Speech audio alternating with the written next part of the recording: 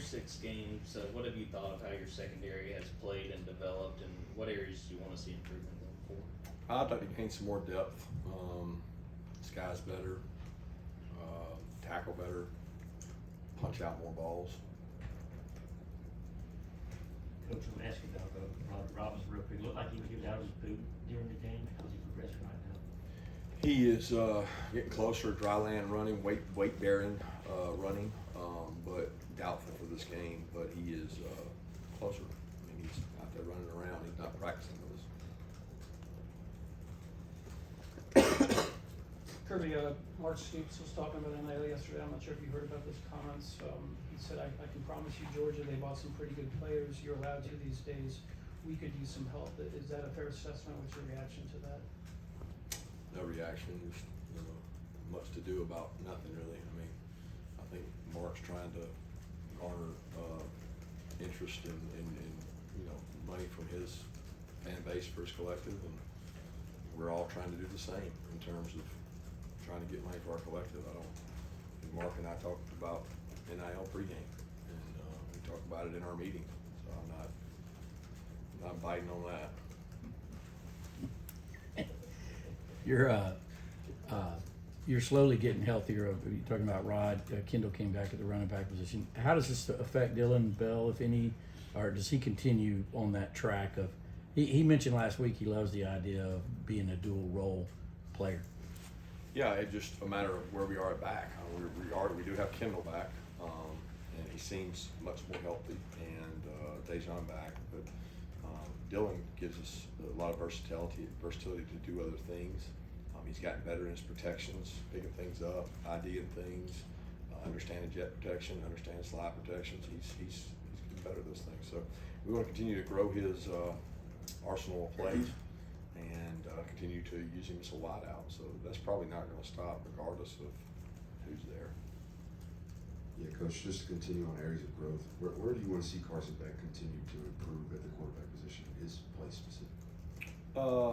Mobility, getting in and out of the pocket, decisions when to tuck it down and run versus stand in and throw, and some design runs probably wouldn't hurt him around the red area and things that he can do. He's a good athlete, and the 1 or 2 plays a game that he puts us at risk, removing that is the most critical thing, decision making. Let me try on disconcerting signals again. Talked to Steve Shaw. Complicated. I talked to Steve Shaw today. I did some research. LSU, Missouri, there were 3 of those, but they were all clapping. Alabama did it against you in the championship game. That was clapping. Your 2 have been not clapping. Do you think they got it right, or is it too open to interpretation? No, they probably got it right, but there's been ones that we got right too, and they weren't called. So it's a matter of doing it the way you're supposed to do it, and that's what our kids are coached to do it the way you're supposed to do it. And sometimes the kids overdo it, and that draws a penalty. But I don't know. I saw some the LSU Missouri plays that weren't clapping, so I don't know if that's exactly right in terms of clapping. But clapping is the most often way it happens, but they don't get that either because Auburn clapped 5 or 6 times and they didn't get it. So it's one of the most hardest things to officiate in all of sports is that, and that's sometimes very subjective. So it's complicated. Coach, what have you seen from Rara? He had a big game, big catch the other night, just on his development and his picking up from the offense. He's gotten better every week. He probably struggled a lot in the spring. He grew a lot during camp. He went through some hamstring issues. He learned how to work his way through our practices and how many reps and physical and the way we go about things, and he learned how to play special teams. I mean, it's like all this world of stuff coming at him, and that's what he said he wanted when he came here. He wanted to learn to be a complete wideout and play special teams and learn in a pro-style system. So he's doing that step by step, and to the kid's credit, he's getting better every week. Hey Coach, you've mentioned many times the importance of establishing depth. I just wanted to know your evaluation of your team at this point in the season. Which position groups do you think need the most help in terms of establishing depth? Are you talking about because of injury or just a healthy roster? In general, just having guys ready to get game reps. I'm really confused. I mean, we have more depth at some positions than others. We're thin at some positions. We're thin at some positions because of injuries, and we're thin at some positions because of not recruiting enough guys or enough guys that are playing winning football. So that varies for different reasons. You know, like so. I wish we had more depth at every position, but some are better than others. Kirby, any rhyme or reason for the lack of forcing fumbles from the defense, or is it just kind of lucky?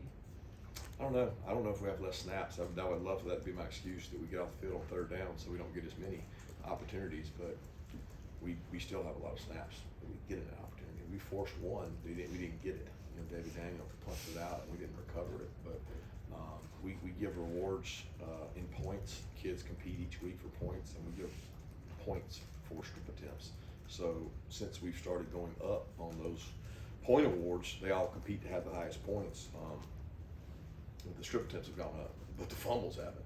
So we continue to chop wood, and usually those things come in bunches. And if you keep doing it right, it's kind of like our offense. You know, you keep working, you keep improving, you keep doing it, and they come when you need them.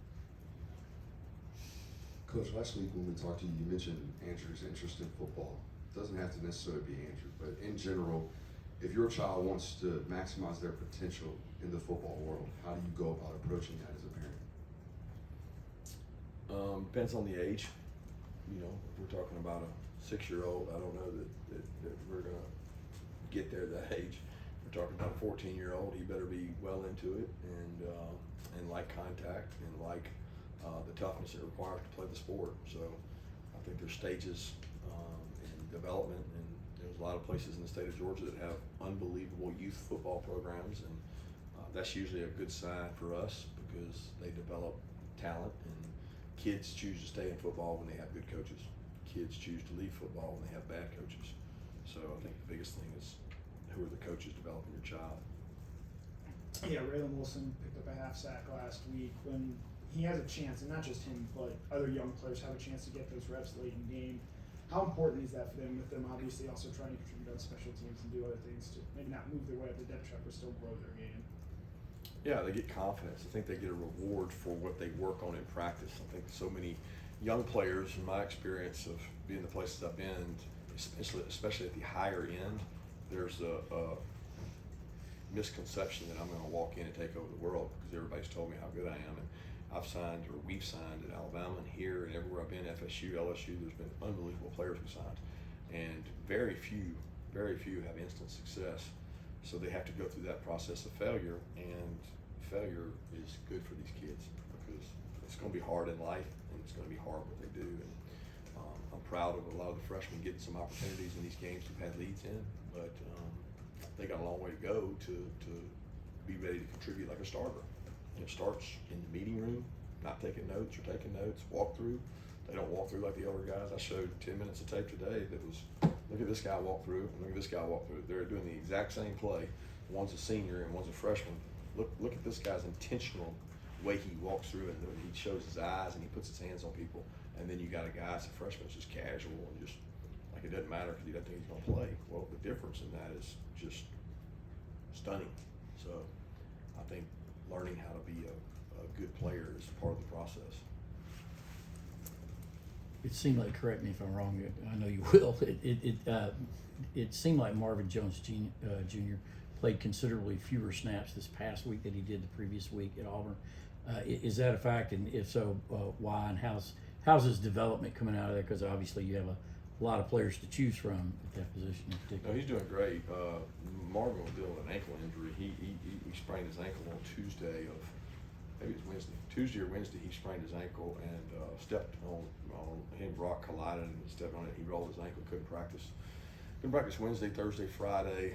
Felt like he could go Saturday. We took him out to warm-ups and he thought he could go, and he was able to go a little bit. He played some. He really pushed through the pain really well, but just wasn't. He didn't get a lot of reps.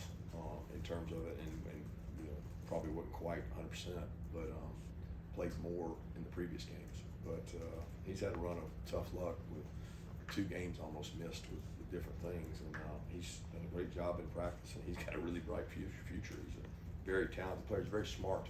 He's one of the guys that we can say he knows the defense inside and out and can go out there and execute at a high level. Kirby Vanderbilt's undergone some stadium upgrades. Have your organization, have they checked on like how that might affect your game day, what you do in terms of pregame, during the game, et cetera?